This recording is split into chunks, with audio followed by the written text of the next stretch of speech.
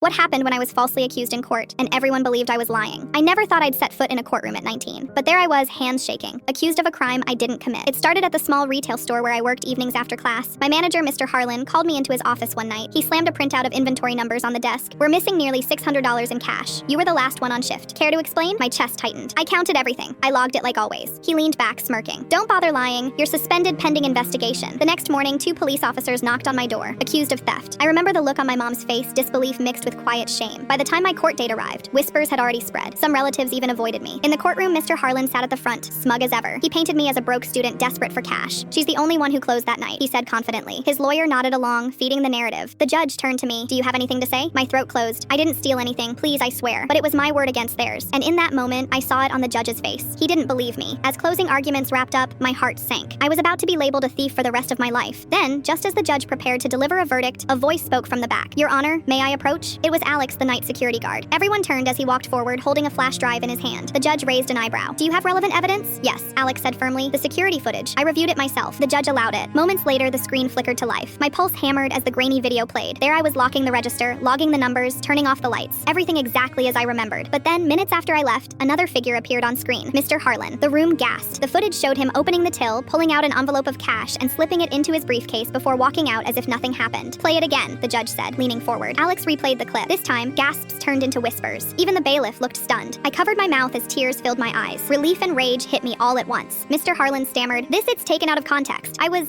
transporting it for safety, but Alex wasn't finished. He pulled up footage from 3 other nights. Each time, it was the same. Harlan entering after hours, pocketing money, leaving confidently. The judge's face hardened. So the manager not only stole funds, but tried to frame his employee. Mr. Harlan turned pale. It's not what it looks like. The gavel slammed. Charges against Emily are dropped immediately. Mr. Harlan, you are under arrest for theft and false accusation. Gasps erupted as officers stepped forward, cuffing him right there in court. I collapsed into my chair, shaking. My mom squeezed my hand so tight I thought she'd never let go. As Harlan was escorted out, he glared at me, muttering, "You ruined me." But the truth, he had ruined himself. When we left the courtroom, people actually clapped. Strangers told me, "We believed you." Jason, one of my coworkers, came up and whispered, "I'm sorry I doubted you." That night at home, my little brother hugged me fiercely, told my friends my sister wasn't a thief, and I was right. I broke down crying, not from sadness, but from the weight finally lifting. The experience left scars. I'd seen firsthand how quickly people believe the worst when someone in power points a finger, how easily trust can shatter. But I also learned something powerful. The truth has a way of clawing its way out sometimes at the very last second. Now, whenever I pass a courtroom on my walk to class, I remember that day. The fear, the humiliation, but also the moment the screen lit up and the truth spoke louder than every lie. And I remind myself, even when everyone doubts you, all it takes is one piece of proof to turn the world upside down.